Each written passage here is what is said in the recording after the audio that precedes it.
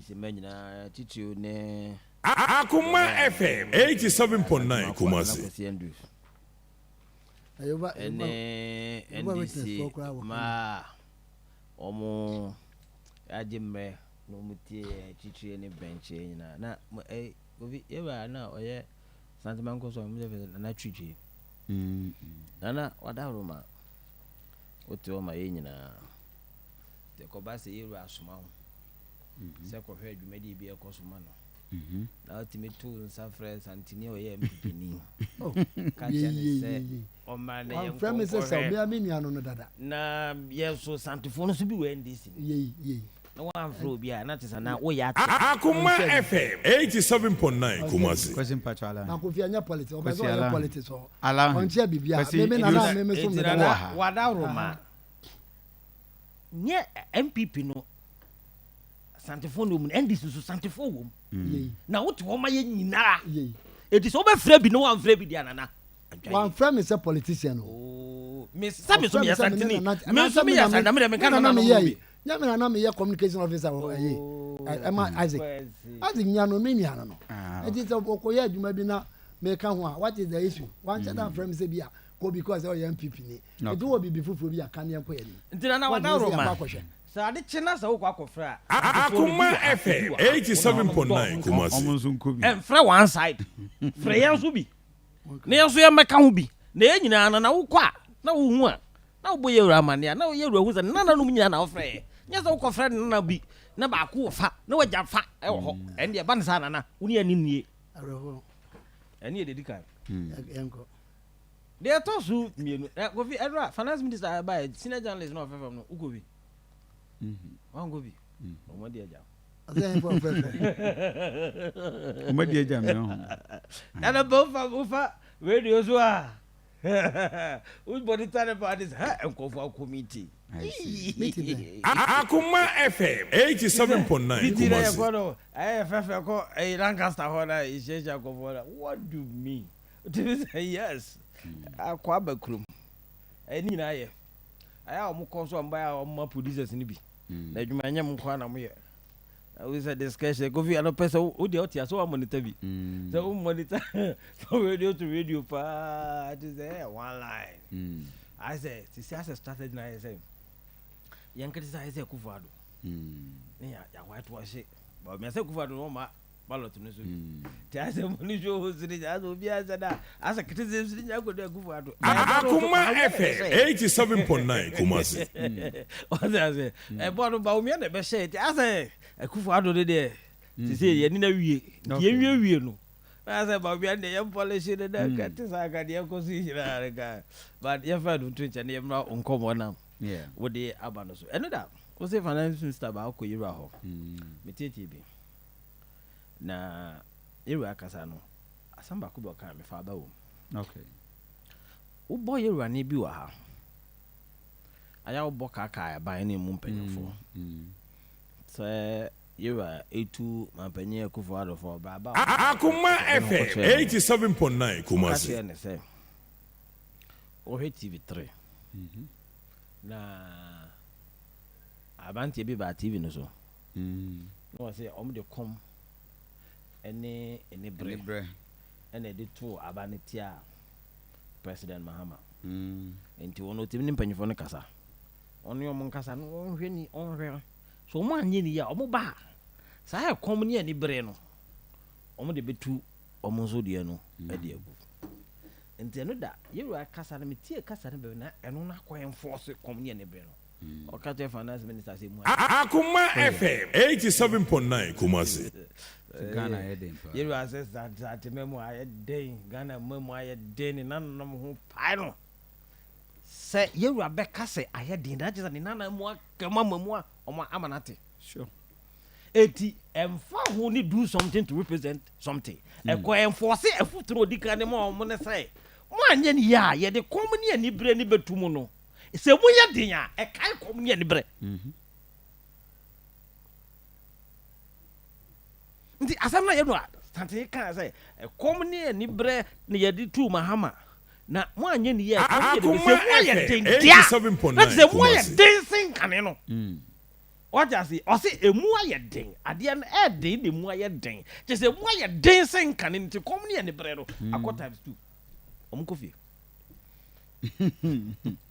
As I'm telling but for moments, these people they are gone as time and elsewhere. I see.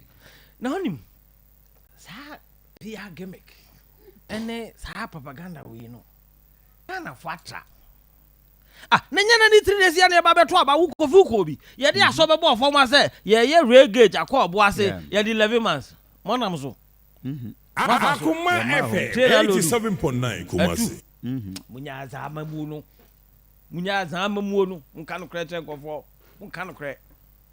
Nye na anu ya na ye ka che se yakoje contract. Sika ba ye ba be so amitachi. Afo be do na signboard no bo 3.1 kilometers of offense road.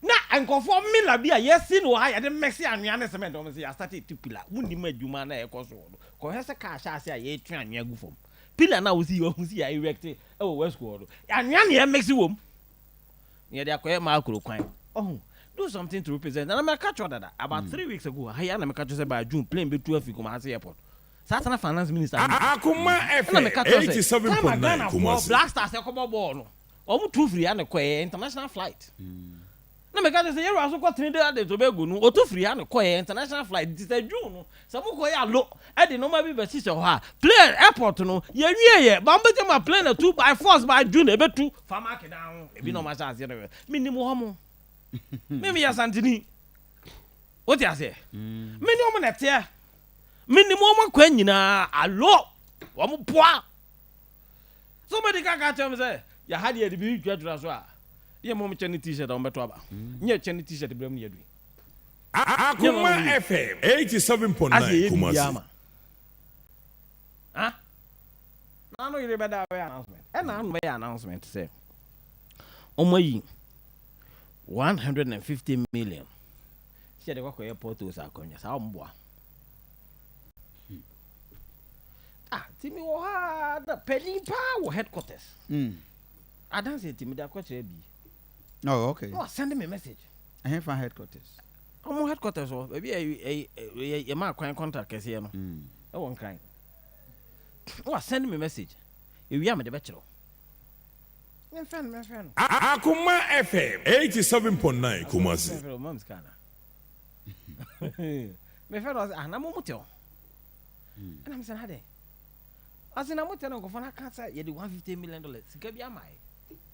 Announcement in the first place, Sikabi am I needed the guy. They told him, you know, what by Bermuda? I buy more, I buy Ghana, I buy the cameras, cancer the air contract, car quander. Mr. Debbie, I said, Mr. B, I do campaign to no one.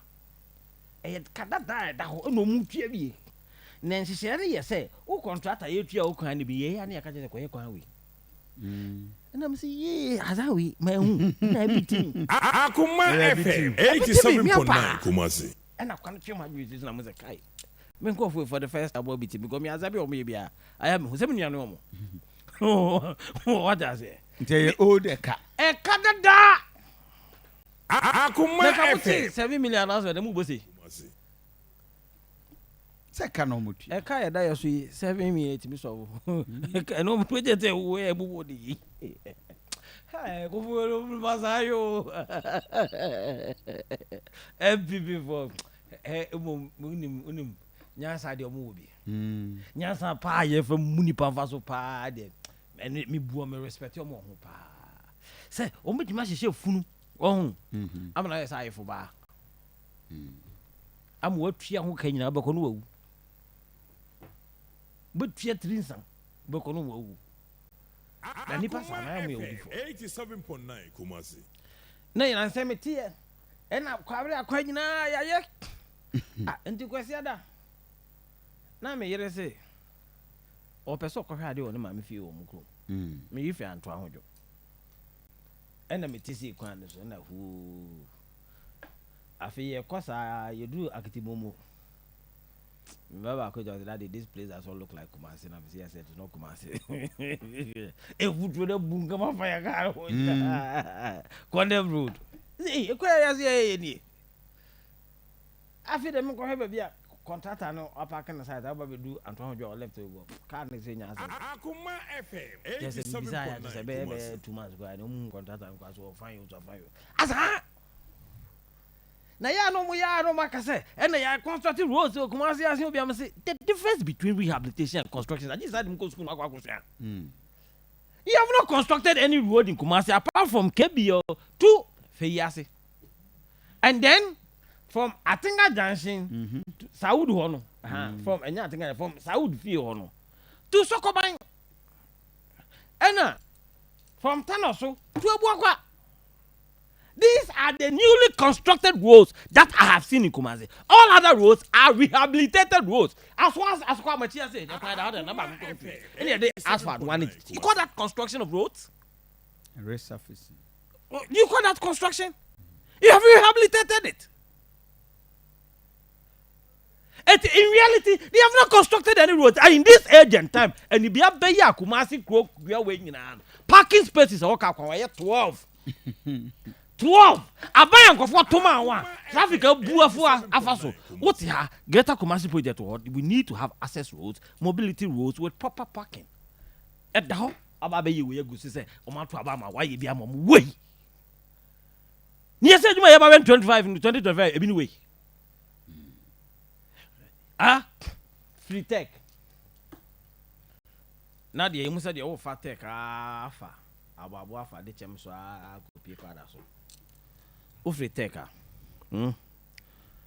finance parking space on the left side hono opposite is FM bi wo but right side on the by force ni say parking space na public design maximum ojampa hotel lo ba ko any one second one for you third one ababu third one ababu fourth one obenya no kofo fifth one be po janshi the city in highest 12 it won say cars no ja kwan free no mu load the parking nipa na the asphalt about fast so why kwan what is in go for omo to abanama mu do so po omo inside si form do so po. So all these things, Akoma FM 87.9. the minister's visit to Kumasi is for PR purposes, and of course, media what the one could be. Media phobia mo ya peka kama mo a. Obi pa ya press conference aka say a 24-hour economy obi say nketia say anaje 12 kwafo kwafo nipa de say ni ya ka che no edwada say asem na ye fake ene wukwada o te radio so all discuss asena adwenya adwuma. No, so mobile, in Central for core airport. Apart from that, so one could be. It's not because it's not because I different. What I say, who could be a cadi omuye? Because the omuye said it was a normal coverage. 87.9 Nibi, a children common any morning show for na and ne ukwada. Omakofa a zedin katia, I fake a day from Flagstaff say, I deal with we are deal we are. The meeting of course will Kumasi morning show. Kofia Santa, make a home. And I make a someone as I go for sale. Some of the month for sale. Coffee go for sale. Some of the month for sale. And go for sale. A some of the month for sale. Oh, my sale. I said they are selling. 80 meeting a cause and run. Young fell. I said they are month for sale. Young fell. Kofia Santa, some of the month. Coffee young fell. Young fell. Nipa sale. Yes, we are diabolical. Would you say? Yes, sir. Would young fell. Ya friend go for be Africa cabo mu na no pay. Adwuma mo tiasi mo mo ye. Kwasi chi crack ho asem. Sa kwasi nyame le mundi. Enti reality me hu de ekoso aban mu ha wo. Me hu de omkoso. Na aya na omo se. Wo ka special me ba ha no mo ta kasa asem no. Na obo ase kwan. Na mpacho obo ase na aya wo kwa. Wo betu no akwa kopie da ho na na.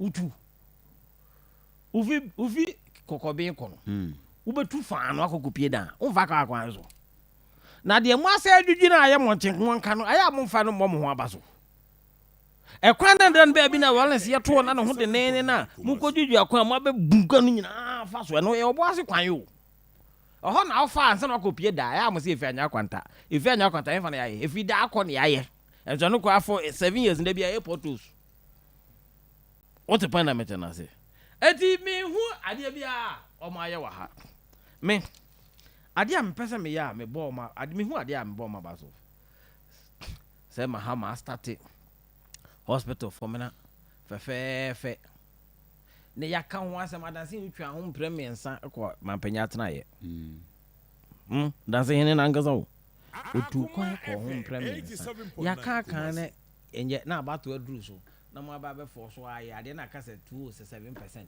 na mo de aba be so na eye adwuma medam ase ma ya ade me komfo anya ba bia me ko if komfo anya ba bia on be ko ayare sa bia but obi anim say ade ne fare ba ye dwon mahama se wia obi anim say ne fare ba mahama mpato ate ase konongo obi anim say ne fare ba ne mahama tepa obi anim say ne fare ba ne mahama kumawu obi anim say ne fare ba ne mahama enti se mahama hyase na mu baba be wia yen endi fo ebo ma ba so mu na mu ni eni wo kofi no kwase ma wo mu ne say asokwa kwan ye dai eda mo kire oh new road ye eda mo kire unu say president kofo project interchange ya unu say president kofo ba unu say nyon no supervise the actual construction yes mo sapon de betu wo mo call sokoban answer na kwan na ja ho but won say NDC claim credit for it da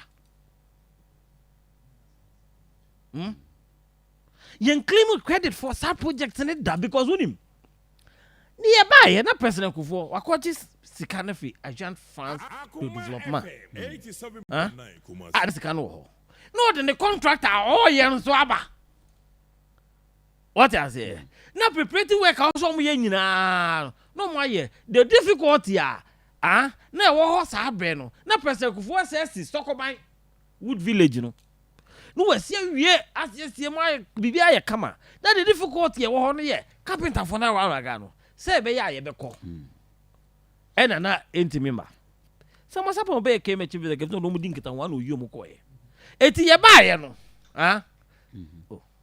ada ye kwako bia ne ko bia no na atamos ko bia ada Wood Village na me nyawo 87.9 eyi o mu nyina ko eti ye ba na nipa na pesika nyina de gu wa wi no ye de nya claim credit na mai ho bui bui down nipa na adwempo no ntim elman